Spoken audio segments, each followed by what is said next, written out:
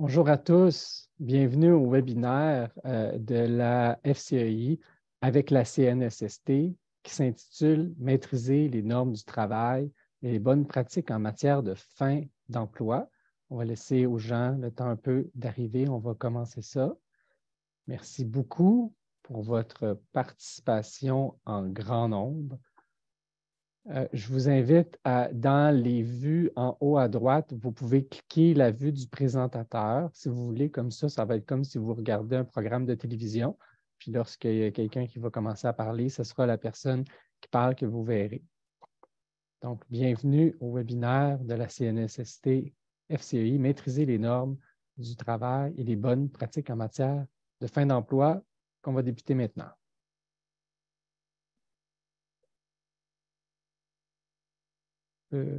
Changer la diapositive.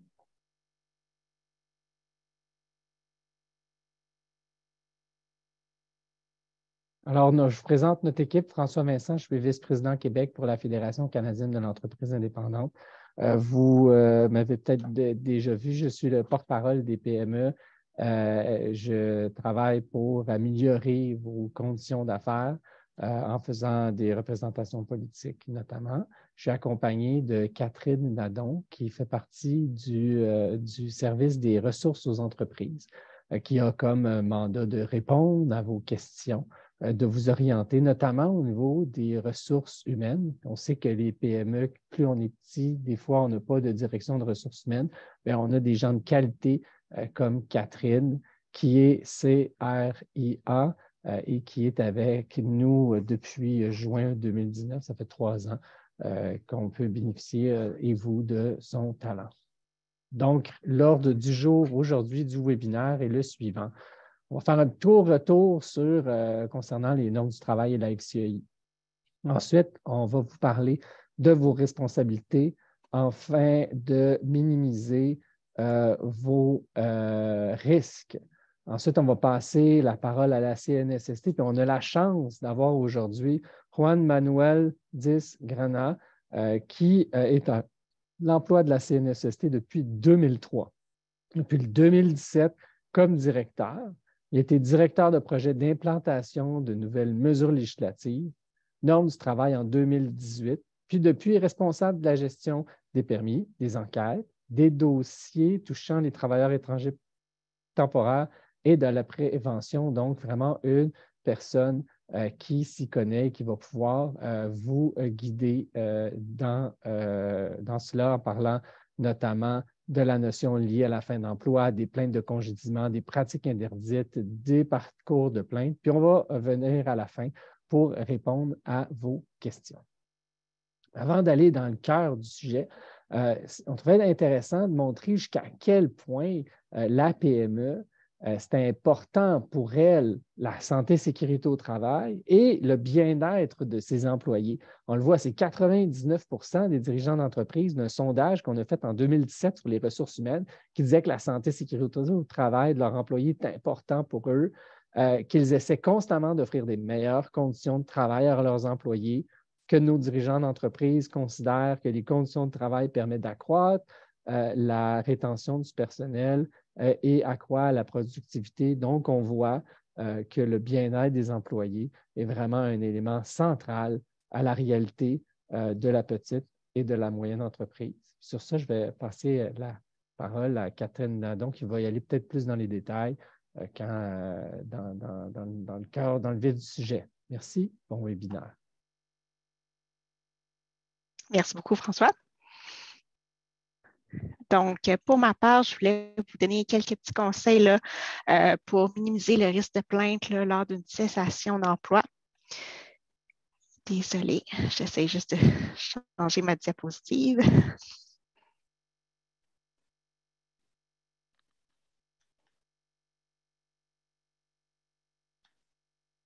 Donc, voilà. Particulièrement, on va y revenir là, lorsque nos spécialistes de la CNSST vont aborder la question de plainte pour congédiement sans cause justifiée est suffisante, mais c'est particulièrement important lorsqu'un employé possède 2 ans et plus de service continu de bâtir quand même un dossier solide avant de procéder à son congédiement. On essaye aussi, d'avant d'arriver à un congédiement, de vraiment insister davantage sur le dialogue et la communication, qui sont des alliés très, très importants qui peuvent éviter des situations de fin d'emploi. Donc, si on peut régler la situation autrement que par une fin d'emploi, évidemment, c'est toujours préférable. On vous recommande fortement, évidemment, avant de procéder à un congédiement, d'appliquer ce qu'on appelle le principe de gradation des sanctions. Donc, ce principe-là, qu'est-ce que ça vient dire? Entre autres, c'est qu'on recommande d'appliquer certaines sanctions de gravité différente avant de mettre fin à l'emploi d'un employé suite à un manquement de sa part. On procède généralement selon l'ordre suivant. Donc, on commence généralement avec des avis verbaux, ensuite des avis écrits plus formels. Ensuite, on peut procéder avec des suspensions sans salaire de courte durée et de plus longue durée par la suite. Puis, généralement, si après toutes ces étapes-là, le changement souhaité n'est pas arrivé, malheureusement, là, la dernière alternative, on arrive au congédiement, mais on essaie évidemment de miser sur le dialogue puis la communication avant d'en arriver là. Évidemment aussi, ce concept-là, évidemment, on recommande cet ordre-là, mais on peut ajuster la sanction en fonction de la gravité de la faute.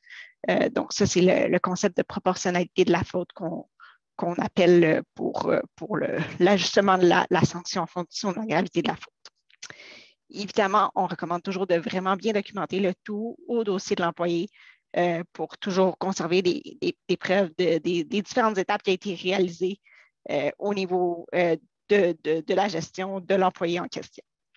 Sur ce, la CNSST va y revenir plus en détail prochainement, mais je voulais juste vous donner un bref aperçu, puis je vais céder la parole à M. Juan Manuel Diz-Grana.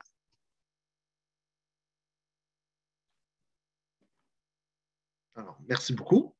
Écoutez, ça me fait plaisir d'être avec vous aujourd'hui pour vous présenter un peu les normes du travail, les bonnes pratiques en matière de fin d'emploi. Donc, les objectifs aujourd'hui, on en a 3. D'abord, clarifier les notions liées à la fin d'emploi et ce que ça implique.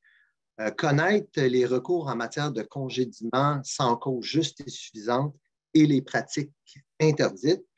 Finalement, démystifier un peu le parcours d'une plainte à la CNSST, que ce soit une plainte pécuniaire, que ce soit une plainte faite pour un congédiement sans cause juste et suffisante ou une pratique interdite, comprendre les étapes, les services qui sont offerts pour la CNSST. Donc, la fin d'emploi. Ça. Là, ici, vous avez un tableau avec différents termes. Bon.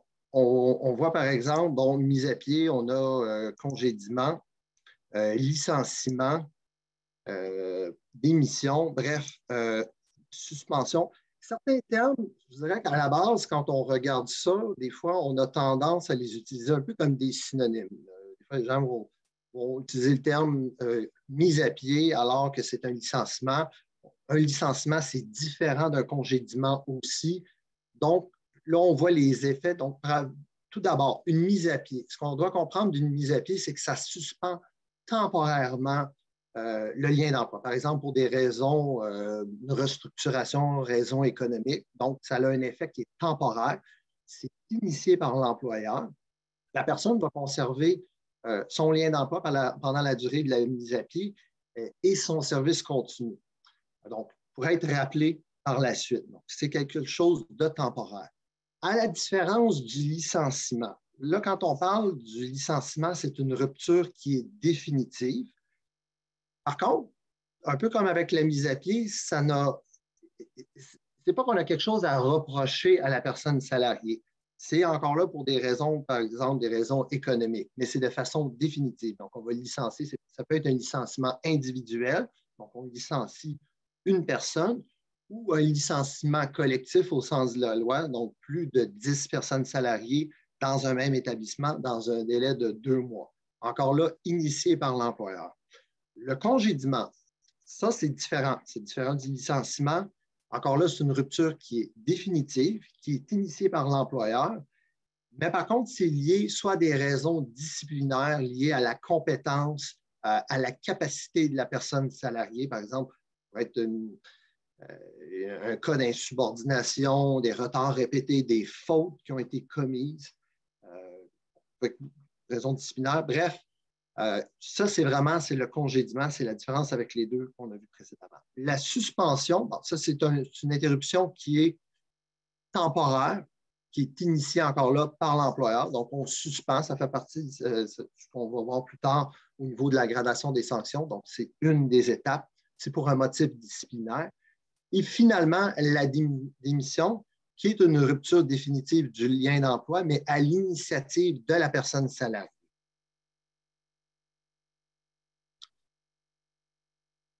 Donc, au niveau de l'avis de cessation d'emploi ou de mise à pied, les obligations de l'employeur, donc, à la base, informer la personne salariée à l'avance et par écrit de la fin de son contrat de travail ou d'une mise à pied de 6 mois ou plus. Ça, c'est le principe de base.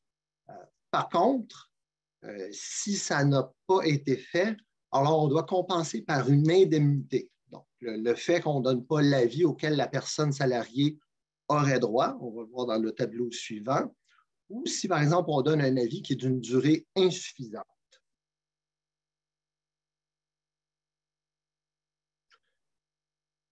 Donc, évidemment, l'objectif de l'avis de cessation d'emploi ou de mise à pied, c'est d'informer la personne salariée à l'avance, bon, pour lui permettre de chercher un autre emploi et de minimiser un peu les impacts de la fin d'emploi sur sa vie personnelle. Durée du service, le délai est toujours en fonction de la durée du service continu. Donc, moins de 3 mois, il n'y a aucun délai. Ça, c'est un concept qu'on voit souvent, par exemple, en milieu syndiqué, là, les fameuses périodes de probation qui sont règle générale de 3 mois. Donc, moins de 3 mois, aucun délai.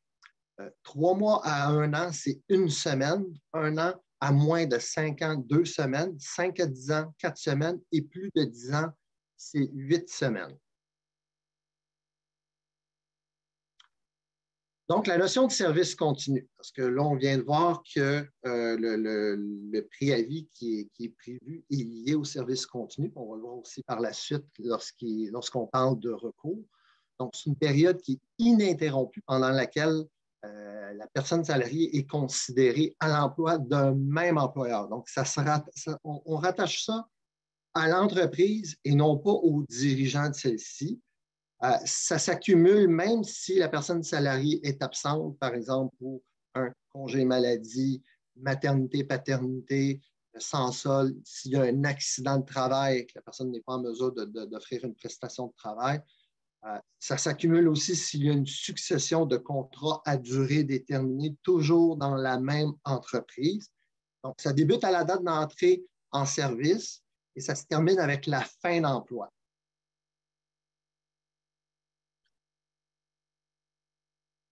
Il y a des exceptions. Quand on parle d'avis de cessation d'emploi, il y a certaines exceptions. Premièrement, bon, la personne visée compte moins de 3 mois de service continu. Donc, ça, c'est un premier cas. On a le licenciement ou la mise à pied, de la personne visée qui résulte d'un cas de force majeure. Donc, un cas de force majeure, si on comprend que c'est un événement qui est imprévisible, qui est impossible à prévoir. Donc, on donne l'exemple souvent de la foudre qui causerait un incendie dans une entreprise. Donc, ça, c'est un cas de force majeure.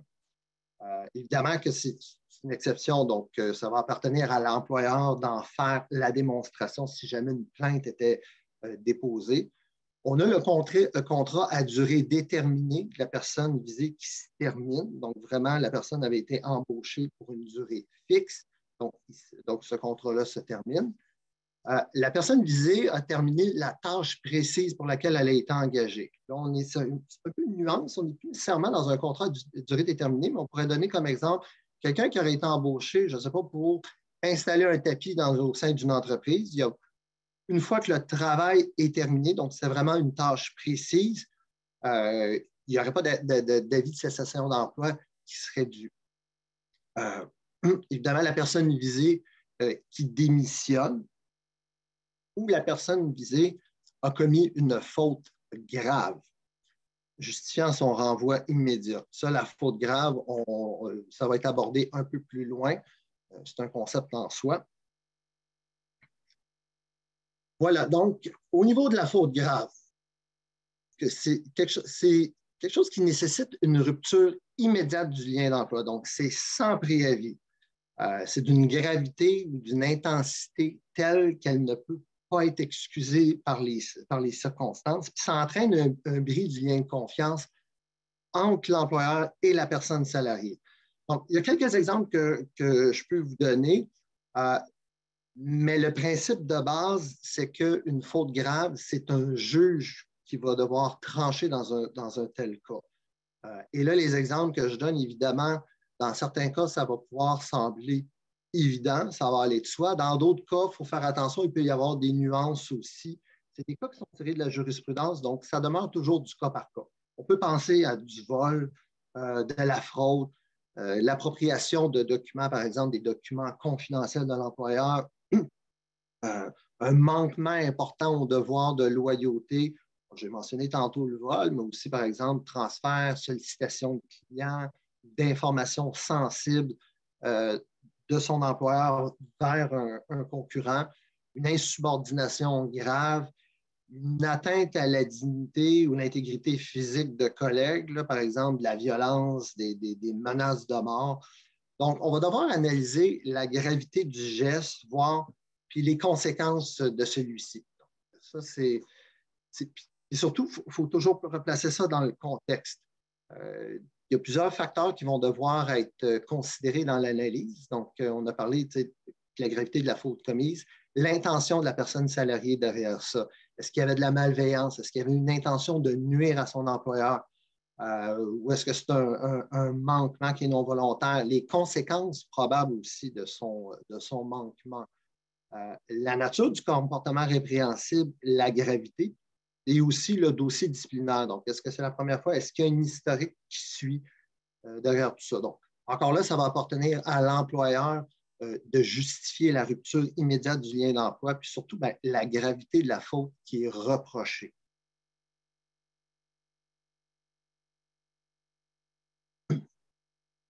Donc, ici, on voit un peu, là, on a des exemples aussi qui sont tirés de la jurisprudence, donc des exemples aussi qu'on peut retrouver sur le site web de la CNSST.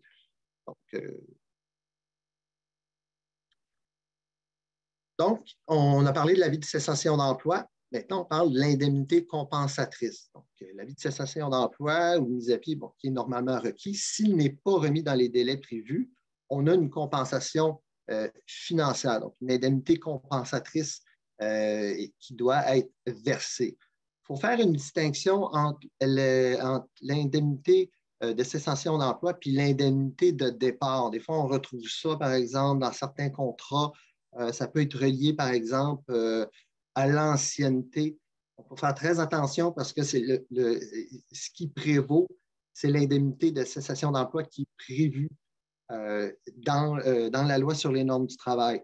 Par contre, si dans un contrat de travail, on prévoit une indemnité de départ qui est égale ou supérieure, alors à ce moment-là, il n'y aura pas d'enjeu. Donc, le versement de l'indemnité compensatrice. Donc, lorsque l'indemnité est due, parce que l'avis de cessation d'emploi, elle doit être versée soit au moment de la fin d'emploi, au moment, par exemple, du licenciement, ou soit lors du versement de paie habituelle qui suit la fin d'emploi. Donc, s'il y a des sommes qui étaient encore dues, on va voir par la suite. Donc, l'indemnité compensatrice pourrait être versée à ce moment-là.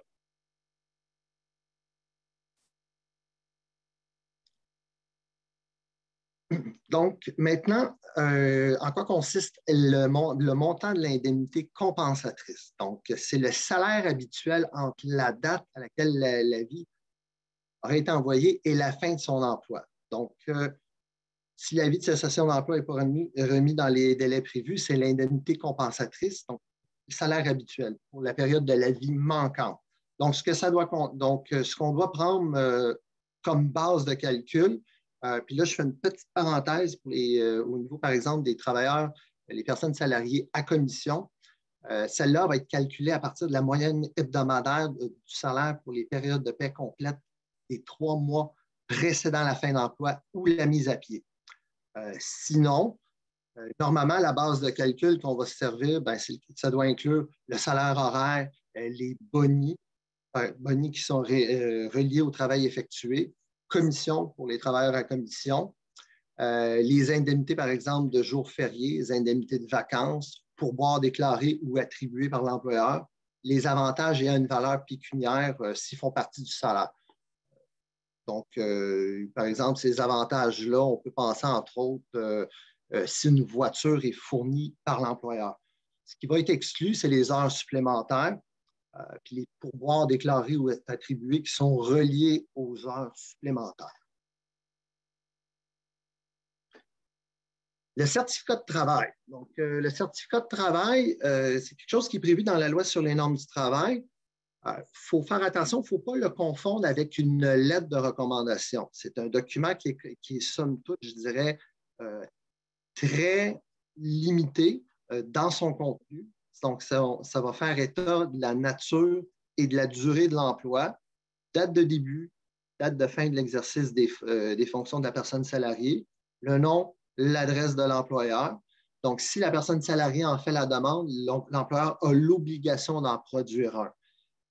Mais dans un certificat de travail, on ne fera pas état, par exemple, de la qualité du travail ou de la conduite de la personne salariée. Ce n'est pas du tout ça. C'est uniquement pour faire état de ses fonctions, de la durée de l'emploi. C'est très limité, comme j'ai mentionné.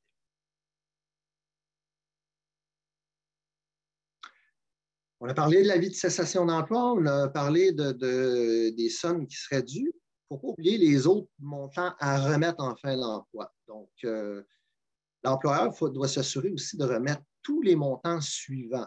Donc, ça inclut, par exemple, le salaire si la dernière paye est due les 2 dernières semaines, par exemple, les heures supplémentaires, pourboire, commission, boni, l'indemnité de cessation d'emploi, évidemment, remboursement de frais reliés au travail si c'est le cas, indemnité pour jours fériés et la fête nationale, ainsi que l'indemnité de congé annuel, 4 ou 6 évidemment, on a l'outil Mon Calcul, c'est un outil, c'est ça qu'on manque. C'est un outil qui est quand même simple et pratique. Ça permet d'estimer un peu les montants qui pourraient être à verser.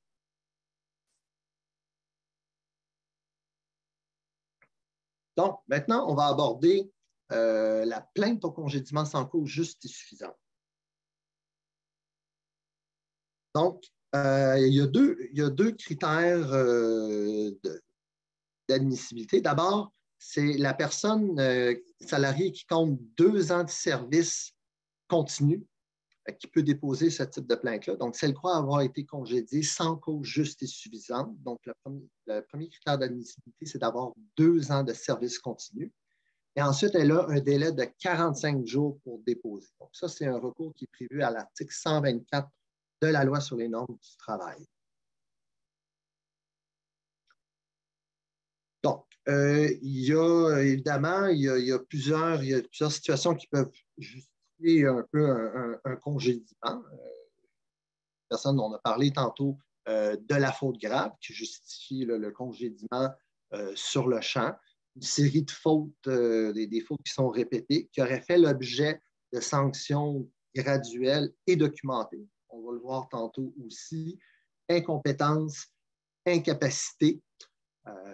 Ce qu'il faut comprendre, c'est que il ne faut pas qu'il y ait, par exemple, de l'arbitraire. Donc, que ce soit un motif qui est injuste, un motif, par exemple, discriminatoire, de la mauvaise foi, de l'abus de pouvoir.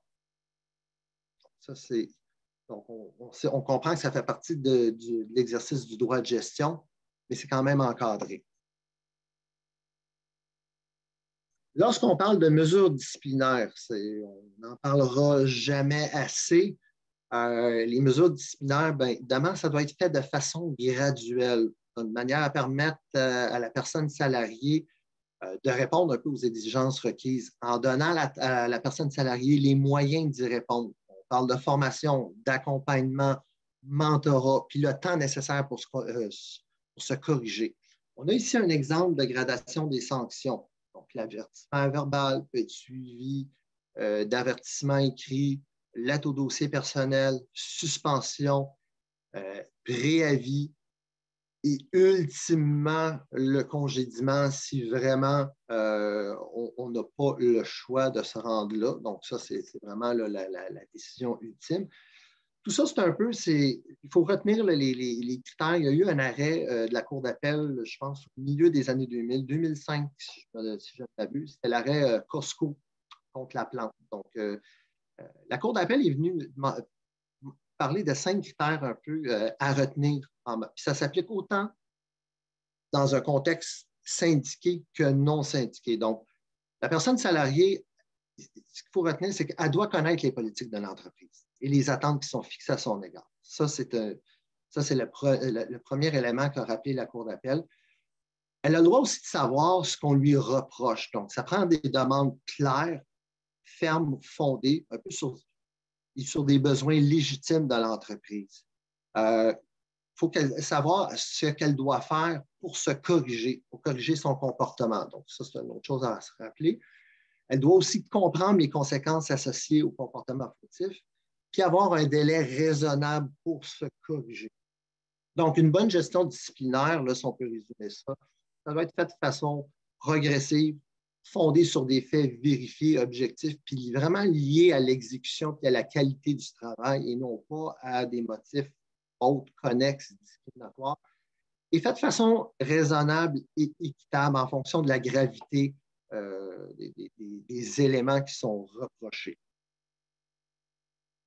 Donc, ça, évidemment, c'est à titre d'exemple, ça demeure toujours du cas par cas, l'exemple de gradation des sanctions que vous voyez présente là, dans la diapo. Le congédiement déguisé, ça, c'est une notion qui est des fois parfois méconnue. Donc, c'est un moyen détourné par lequel un employeur congédie une personne salariée en présentant un peu sa fin d'emploi comme un licenciement ou une mise à pied, ou une modification substantielle et injustifiée des conditions de travail d'une personne salariée. Là, on donne l'exemple ici, par exemple, Anne travaille comme réceptionniste 40 heures par semaine depuis 6 ans. Donc, elle a toujours travaillé à temps plein du lundi au vendredi, puis un taux horaire de 23 de l'heure. Son employeur lui annonce tout d'un coup que dorénavant, elle travaillera 24 heures par semaine, du lundi au vendredi, pour un taux horaire de 15 de l'heure. Donc, dans un cas comme ça pourrait s'agir d'un congédiement déguisé. Donc, on comprend que c'est des modifications qui sont vraiment importantes et qui pourraient obliger, dans notre exemple, Anne à quitter son emploi. Donc, c'est des exemples que je peux vous donner. Par exemple, c'est une diminution du nombre d'heures de travail, une baisse importante du salaire, une rétrogradation dans un autre poste, une mutation qui serait injustifiée, une suspension indéfinie, un non-rappel injustifié. Par exemple, il y a eu une mise à pied temporaire, tout le monde a été rappelé, sauf une personne particulièrement. Des tâches qui sont modifiées à un point on pourrait dire inutiles, voire des tâches humiliantes. Ce n'est pas nécessaire qu'il y ait nécessairement une intention ou une mauvaise foi de la part de l'employeur.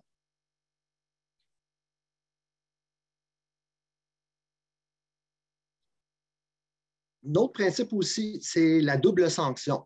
Donc, on comprend que l'employeur ne peut pas réprimander une personne salariée 2 fois pour le même manquement. C'est un principe qu'on retrouve même, par exemple, en droit pénal, en droit criminel. Donc, on ne peut pas sanctionner 2 fois pour la même chose. Ici, dans l'exemple, on dit que Simon travaille comme magasinier dans un entrepôt depuis 5 ans. On lui reproche d'avoir fait une erreur dans une commande, puis on le suspend pour 2 jours. Puis à son retour, l'employeur l'avise de son congédiement. Donc, dans ce cas-ci, il s'agirait d'une double sanction. Simon aurait été suspendu. On comprend que dans le continuum qu'on vous a présenté précédemment, il aurait été suspendu, et à son retour, on le sanctionnerait à nouveau sans qu'il y ait eu, par exemple, une nouvelle faute. Donc, pour appliquer une nouvelle mesure disciplinaire, on doit comprendre qu'il faut que la faute persiste. Donc, il y ait un nouvel élément qui se rajoute. Les plaintes pour pratique interdite maintenant. Donc, le recours qui est prévu à l'article 122 de la Loi sur les normes du travail, donc, c'est interdit dans certaines circonstances. C'est interdit à l'employeur de sanctionner une personne salariée, par exemple de congédier, suspendre, déplacer une personne salariée, d'exercer des mesures discriminatoires, des représailles ou des sanctions. Ici, c'est le délai, encore là, c'est le même qu'on a vu pour un congédiement sans cause juste et suffisante. C'est 45 jours à partir du moment où la mesure est prise contre la personne salariée.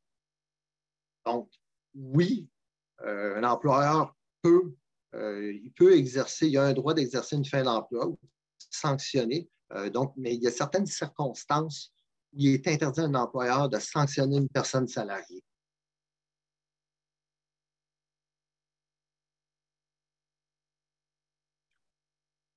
Donc, la loi prévoit plusieurs motifs. En fait, il y en a 19 qui sont prévus, pour lesquels il est interdit de sanctionner une personne salariée. Par exemple, lorsque la personne salariée exerce un droit ou un recours qui est prévu par la loi ou un règlement. Par exemple, elle s'adresse à la CNSST pour réclamer son salaire, réclamer son 4 et l'employeur, en représailles, par exemple, le congédie ou exerce une mesure à son égard. S'absente pour un congé maladie ou après avoir été victime d'un acte criminel, violence conjugale ou à caractère sexuel. Est enceinte, s'absente pour un congé de maternité, paternité, congé parental, refuse de travailler au-delà de ses heures habituelles, ça aussi.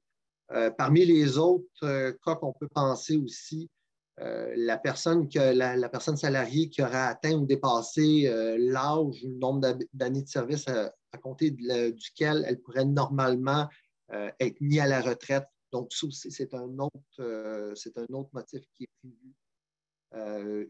Pour le motif que la personne salariée est un débiteur d'une pension alimentaire.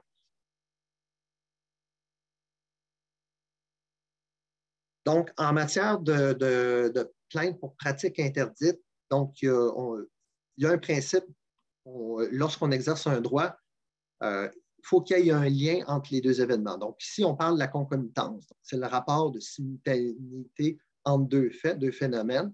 Donc, la personne salariée doit démontrer, par exemple, qu'elle a exercé un droit, qu'elle a reçu une sanction.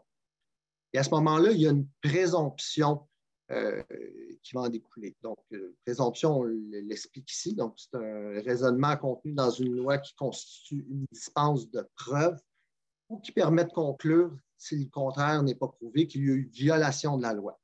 Donc, l'employeur, lui, doit renverser la présomption, prouver que la sanction découle d'une autre cause juste et suffisante. Donc, dans un tel cas, il y aurait une présomption simple que la mesure prise par l'employeur est en lien avec l'exercice du droit.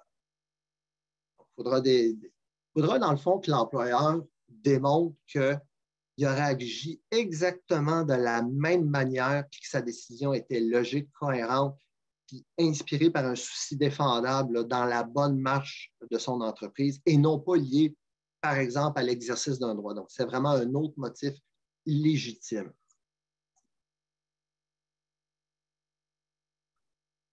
Le parcours d'une plainte à la CNSST. Donc, ici, on a les trois types de plaintes, donc norme pécuniaire, pratique interdite, congédiement sans cause juste et suffisante. Donc, qu'est-ce qui se passe à partir du moment où une personne salariée dépose une ou plusieurs plaintes? Donc, ce qu'on voit, c'est qu'il y a quelque chose qui est commun aux trois types de plaintes, c'est la recevabilité. En quoi consiste la recevabilité? C'est qu'on a des agents de première ligne qui, eux, vont regarder, vont faire une analyse de la plainte, puis vérifier, par exemple, est-ce que c'est une personne salariée au sens de la loi? Est-ce que la plainte a été déposée dans les délais? On a parlé tantôt pour la plainte pour pratique interdite et congédiement sans cause juste et suffisante, un délai de 45 jours. Est-ce que c'est une entreprise qui est assujettie à la loi sur les normes du travail? et non pas, par exemple, une entreprise qui serait assujettie dans le domaine de la construction à la CCQ, donc le décret R20, il y a d'autres cas aussi, ou par exemple dans une entreprise de juridiction fédérale. Donc, il y a une recevabilité qui est établie en premier lieu. Par contre, pour les plaintes pécuniaires, la règle de base, c'est qu'il n'y a pas de médiation. Si c'est une plainte pécuniaire qui est déposée, par exemple, la personne salariée réclame son salaire, des heures supplémentaires et autres, il n'y aura pas de médiation. Il y a une enquête qui va être effectuée par la CNSST pour déterminer si oui ou non les sommes sont dues. Donc, les documents, l'employeur va être appelé, par exemple, à donner ses motifs s'il y a des raisons, à fournir des documents, de la preuve. Même chose au niveau de la personne salariée. Il y a une analyse qui va être faite. Et si effectivement il y a des sommes qui sont dues, à ce moment-là, et qu'il n'y a pas eu règlement entre l'employeur et la personne salariée, à ce moment-là, le dossier va être transféré soit à la Cour du Québec ou à la Cour supérieure en fonction du montant et la personne salariée serait représentée par un avocat de la CNSST. Si par contre la plainte pécuniaire est reliée aussi à un recours, donc pratique interdite, congédiement sans cause juste et suffisante, donc à ce moment-là, en premier lieu, elle passera en médiation. Donc, on offre la médiation, c'est toujours offert systématiquement pour les plaintes pour pratique interdite et congédiement sans cause juste et suffisante. C'est un service qui est gratuit. Donc, c'est offert d'emblée. Les médiateurs sont neutres et impartiaux. Donc, ça donne, on veut donner la chance à la personne salariée et à l'employeur de parvenir un peu à une entente à l'amiable.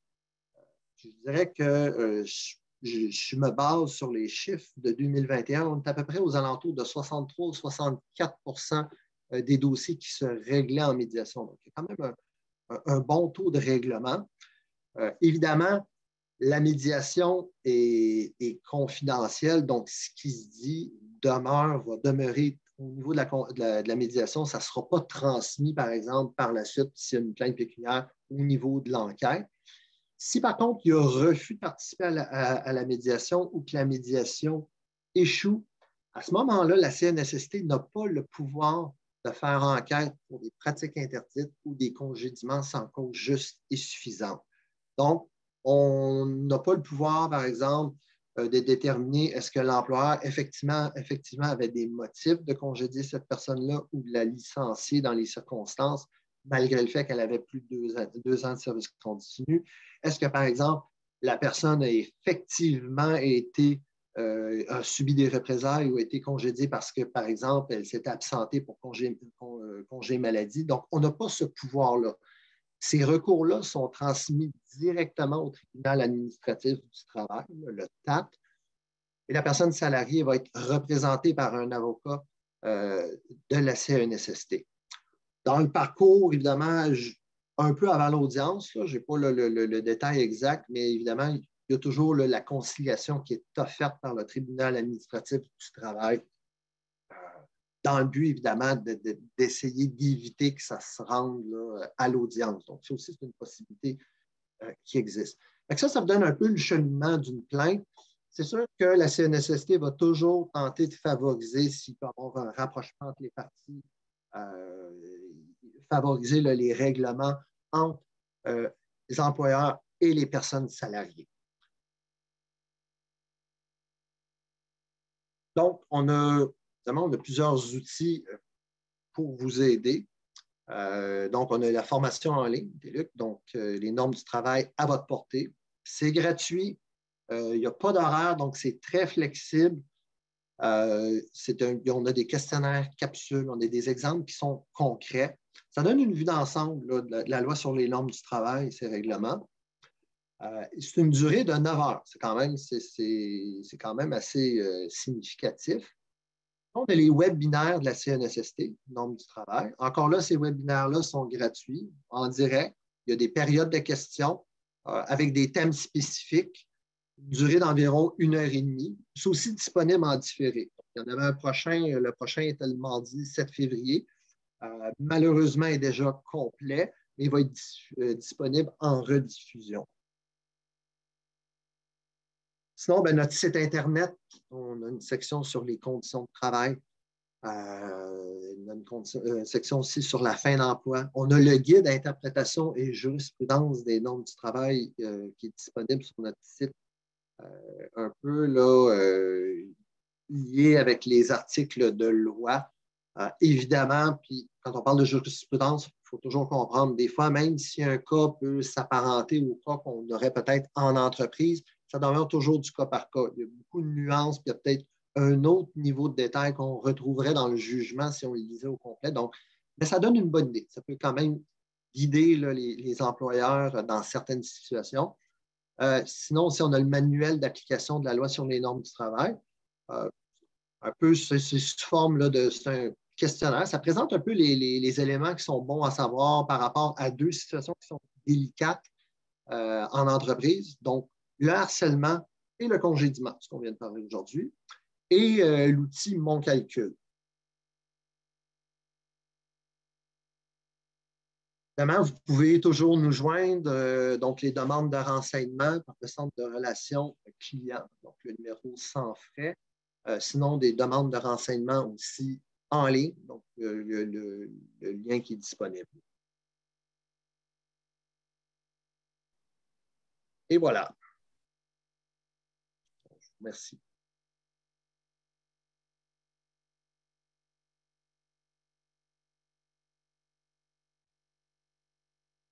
Donc, Merci on beaucoup. vous invite à poser des questions si vous en avez. On est rendu à la période des questions. Il y en a plusieurs. Il y en a déjà 11 qui sont reçus. Vous avez le Q&A, questions et answered. On va commencer peut-être par une plus rapide. Là. Il y a une entreprise qui est de juridiction fédérale. Elle se demandait est-ce qu'elle est assujettie aux mêmes règles? Peut-être commencer par celle-ci. Les entreprises de juridiction fédérale, en fait, ça tombe, c'est le code du travail canadien et c'est Emploi, Développement, Services Canada, un peu qui ont un département qui est un peu le pendant du secteur normes du travail qui s'occupe. Donc, il y a des normes. Je ne veux pas m'avancer là-dessus. Il y a certaines distinctions avec la loi sur les normes du travail, mais ils ont un peu l'équivalent aussi du côté fédéral qui s'applique. Puis à cet égard, si vous avez des questions, on a des personnes ressources aux entreprises qui pourront vous aider et aller chercher justement les comparatifs pour vous épauler là-dedans. J'ai une question de Marie-Lou qui demande est-ce que les employeurs est-ce qu'il y a un département des employeurs à la CNSST? Parce qu'on parle souvent des normes qui peuvent être considérées comme étant du côté des travailleurs, puis pas nécessairement de prendre en compte les employeurs ou voir comment les employeurs peuvent s'expliquer. Est-ce qu'ils peuvent vous appeler? Est-ce que vous pouvez les épauler? Comme j'ai mentionné précédemment, on a plusieurs outils qui sont disponibles, donc des outils, évidemment, les webinaires et autres. Il y a le centre de relations clients s'il y a des questions. C'est sûr qu'on n'a pas nécessairement un département employeur. On comprend que la loi sur les normes du travail, ça crée des obligations pour les employeurs. Par contre, on met beaucoup l'accent sur le volet prévention. Donc, on essaie d'être très présent dans les différents milieux de travail auprès des employeurs.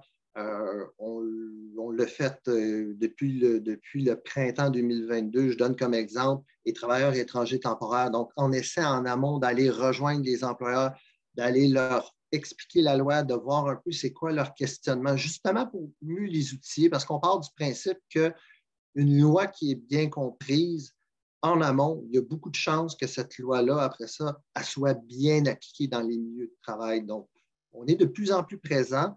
C'est sûr que s'il y a des besoins, des fois, qui sont plus ponctuels ou autres, on va beaucoup se rabattre sur nos partenaires, donc nos relayeurs, mais on peut, comme on le fait avec des webinaires ou dans le cadre de congrès, conférences, aller rejoindre ces employeurs-là.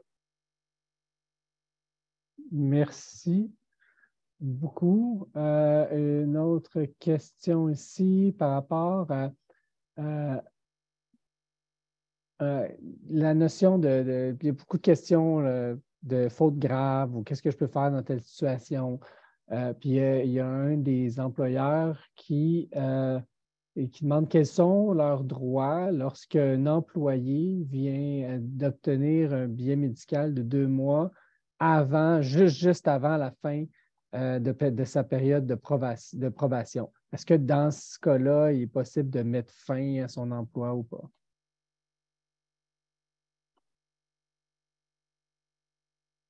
Ben, en fait, c'est ça, ce qu'on comprend, c'est que une personne salariée peut s'absenter pour une longue période, par exemple en raison d'un accident ou d'une maladie. C'est une absence qui peut être jusqu'à 26 semaines sur une période de 12 mois. Donc, il y a une présomption qui est prévue. C'est sûr que si les circonstances là, le justifient, l'employeur peut demander un document officiel, peut demander un document qui atteste un peu des raisons puis de la durée de l'absence. Évidemment, le total des absences pour maladie ne peuvent pas excéder, comme j'ai mentionné, 26 semaines sur une période de 12 mois. Au-delà de cela, le lien d'emploi, un peu la présomption qui est prévue à l'article 122 ne s'appliquera plus. Merci. Catherine, est-ce que tu voulais ajouter quelque chose ou poser une question? Je pense que c'est bien répondu. C'est parfait. Peut-être y aller encore sur la notion de faute grave. Il y a peut-être deux questions qui sont similaires sans être similaires. Là. Il y en a une personne qui aimerait avoir plus de précision sur ce qu'on entend, ce que vous entendez par faute grave. Puis quand vous dites que c'est seulement un juge qui peut le déterminer. Puis après ça, peut-être en lien avec ça, il y a une question, il y a une personne, là, je ne l'ai pas devant les yeux, là, mais qui dit, bon, j'ai un employé que aucun autre employé veut travailler avec lui. Est-ce que ça peut être une faute grave? Donc, peut-être si vous pourriez préciser cette notion-là, je pense qu'elle intéresse beaucoup de participants au webinaire. Oui, ça, c'est effectivement, c'est une notion. Bon, d'abord, c'est la CNSST, dans le cadre du traitement du dossier, ne se prononcera pas sur la notion de faute grave. Donc, ça va appartenir à un juge. Donc, c'est un juge, soit par exemple au niveau de la Cour du Québec, si on est dans le traitement d'une plainte pécuniaire, ou au niveau du tribunal administratif du travail, si c'est un recours, qui va apprécier les circonstances puis remettre tout ça en perspective. Maintenant, quand on parle vraiment de faute grave, on comprend qu'une faute grave, on sort du continuum que j'ai présenté tantôt. On sort un peu de la gradation des sanctions. C'est le congédiement direct. C'est quelque chose qui, de par le sérieux, de par les impacts, aussi l'état d'esprit de la personne salariée, est-ce qu'il y avait une intention derrière tout ça? J'ai donné des exemples tantôt, par exemple, de la fraude, un vol. Encore là, je dis ça sous toute réserve. On comprend qu'il y a beaucoup de jurisprudence là-dessus. Il y a une différence, par exemple, entre une personne salariée qui vole un stock complet de 20 000 $ par exemple, de marchandises, de parfums, et une personne salariée qui prendrait un échantillon d'une valeur d'à peu près 50 cents, alors que c'est peut-être pas clair c'était quoi son intention. Donc, il faut faire attention avec ça aussi. C'est quoi l'impact du geste? C'est quoi aussi l'intention qui était derrière la personne salariée quand elle a agi? Là aussi, là où vous mentionnez, par exemple, une personne dont le comportement fera en sorte qu'il n'y a plus personne qui veut travailler avec cette personne-là. Là, il faut voir aussi dans des cas semblables au niveau de la jurisprudence, est-ce qu'il y a possibilité de déplacer cette personne-là? Est-ce qu'on l'a informé? Est-ce qu'on a suivi une gradation des sanctions? Est-ce qu'on l'a informé de son comportement, des conséquences? Est-ce qu'elle sait à quoi s'attendre? Donc, on revient toujours à la gradation des sanctions. Puis oui, une personne peut être perçue par ses pairs comme étant une nuisance ou autre, mais encore là, il faut faire attention que ça ne tombe pas nécessairement dans soit du harcèlement, ou parce que des fois, ça pourrait être dû à du harcèlement, ça pourrait être dû à ce qu'il n'y a pas une forme de bullying. Bref, c'est difficile d'apprécier la faute grave, mais comme j'ai mentionné tantôt, il y a certains y a certains critères, il y a certaines balises. Puis dans notre site Web, si vous allez, par exemple, au niveau de l'article qui s'applique pour la cessation d'emploi, il y a des exemples de jurisprudence. Donc, ça peut donner un peu une idée de qu'est-ce qui a déjà été accepté par les tribunaux en matière, par exemple, de droits individuels ou même au niveau, par exemple, des droits collectifs dans les conventions collectives, parce que le concept existe aussi là, avec les conventions collectives pour les personnes syndiquées. On reçoit beaucoup de questions, un webinaire qui est très populaire, très actif. Bon, je ne vais pas continuer sur la notion, la même notion, mais je vais le faire quand même. Mais juste parce qu'il y a quelque chose d'important là-dedans, puis je pense que vous avez quelque chose à dire.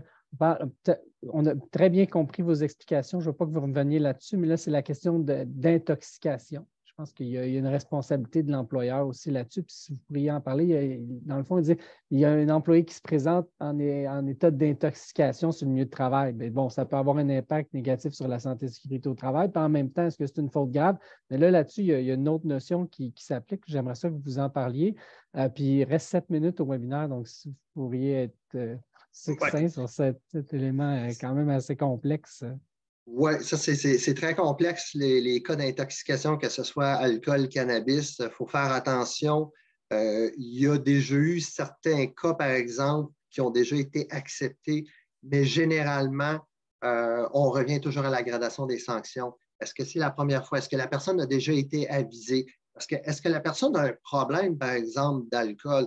Donc, si oui, puis elle l'a déjà exprimé, est-ce que l'employeur a proposé des mesures, a tenté d'essayer un accompagnement? Bref, ce n'est pas garanti et on revient à l'accompagnement, on revient à la gradation des sanctions. Oui, ça peut avoir des impacts, mais il faut tenter d'accompagner la personne salariée. Il faut voir, comprendre, est-ce qu'elle a un problème derrière ça? Puis faire des avertissements. Si ça se répète, lui proposer, il y a des ressources qui existent pour ça, mais d'aller directement, de le considérer comme une faute grave, c'est vrai que c'est rare que la jurisprudence va l'accepter d'emblée. Il faut faire très attention avec cela. Maintenant, en rafale, avis verbal, est-ce que ça doit être écrit au dossier ou non? Deuxième question, la période de probation, est-ce que ça a une durée maximale? Bon, ce qu'on appelle la période de probation, c'est, comme j'ai mentionné, c'est un terme qu'on retrouve dans les conventions collectives parce que c'est calqué sur la loi, sur les normes du travail, c'est le 3 mois. Donc, aller jusqu'à 3 mois, l'avis de cessation d'emploi n'est pas dû. Donc, c'est pour ça qu'on appelle ça communément un peu une période de probation. C'est ça. Donc, l'avis verbal, c'est toujours conseillé, si on donne un avis verbal, c'est toujours conseillé de consigner ça, de se garder une trace. Donc, je dirais que c'est la clé en matière de relations de travail, toujours garder une trace de ce qui est fait. On le garde au dossier. Si jamais ça revient, bien, à ce moment-là, on passe à une étape suivante. On peut faire un avis écrit, on consigne ça au dossier. Merci. Plusieurs questions. Est-ce que vous avez des templates? Nous, on en a. OK? On a bien vous pouvez appeler aux ressources aux entreprises ou à venir sur le portail. On a ça pour vous. Puis il y avait aussi certaines, dans la diapositive, vous y aurez droit, certains liens de la CNSST aussi qui sont fort pertinents. Plusieurs questions là, sur la notion de partir en congé de maladie quand on arrive avant de l'approbation ou d'aller en retrait préventif ou la personne est partie en arrêt de travail depuis 2 ans. Est-ce qu'il y a encore un lien d'emploi? Donc, est-ce que sur ces différentes questions que je viens de poser, vous avez réponse? Je peux les répéter si nécessaire. Oui, écoutez, c'est le principe de base que j'ai mentionné tantôt. C'est le 26 semaines sur une période de 12 mois. Donc, la présomption s'applique. Donc, le lien d'emploi est protégé. Mais si vous voulez, ce qu'on pourra faire aussi, puis c'est ça que j'avais mentionné, je pense, en début, s'il y a des questions où on pourra prendre un ensemble de questions, peut-être proposer des réponses à ce moment-là. Puis les instances pourront transmettre ça un peu aux membres. Oui, on va avoir vos questions, puis on va être capable d'y répondre. OK. Juste ça. Je pense que j'ai répondu à cette question-là. Quelqu'un qui demandait est-ce qu'on a répondu à la question. Si un employé qui s'ouvre une compagnie similaire, est-ce que là, il peut avoir un bris ou encore là, ça dépend des cas, puis on appelle pour se faire on tombe dans le cas difficile à ce moment-là.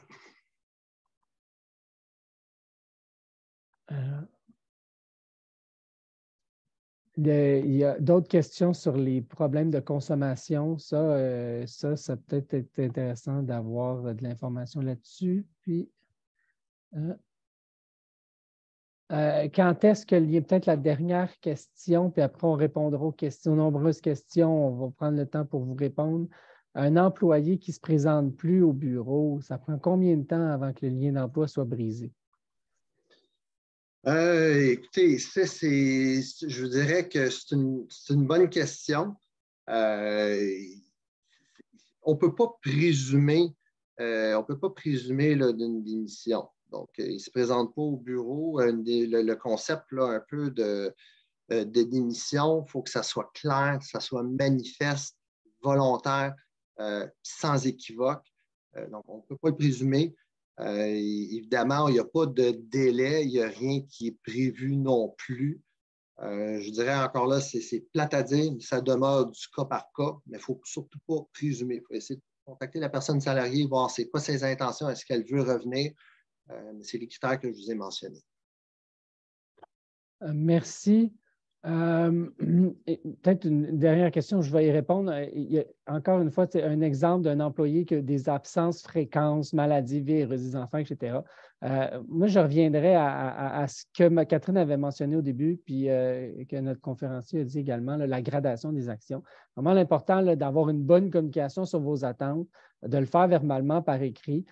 Puis après ça, bien, ça vous permet de voir là, si ça fonctionne ou si ça ne fonctionne pas, mais ça va, vous allez donner une chance au coureur. Je pense que s'il y a quelque chose à se rappeler aussi de cette représentation-là, la gradation des actions, c'est vraiment une clé, puis d'avoir une bonne communication avec les employés. Donc, pour conclure, on va faire un suivi avec vos différentes questions. N'hésitez pas non plus à appeler les ressources aux entreprises. Si tu peux changer la... Oui, bien sûr. Alors, on a différents outils qui sont mis à votre disposition pour vous aider. Entre autres, on a parlé beaucoup de situations de désintox. Donc, exemple, on a un modèle de politique sur l'usage de drogue et d'alcool. On a des modèles d'avis de cessation d'emploi, d'avis disciplinaire. Donc, on a vraiment différentes ressources qui sont là pour vous aider. Évidemment, il y a notre numéro téléphonique que j'essaie d'afficher de notre ligne de ressources aux entreprises, qu'on est là toujours pour répondre à vos questions. N'hésitez pas à nous contacter. On est toujours là pour tenter de vous aider à travers ce processus-là et vous accompagner. On a aussi depuis récemment un logiciel d'intelligence artificielle BlueJ Legal qui nous permet un peu de faire des évaluations des fois en matière d'accommodement raisonnable, d'autres situations de préavis de cessation d'emploi. Vraiment intéressant qu'on peut essayer d'utiliser pour vous aider à travers vos situations. Donc, surtout, n'hésitez pas d'appeler le service de ressources aux entreprises.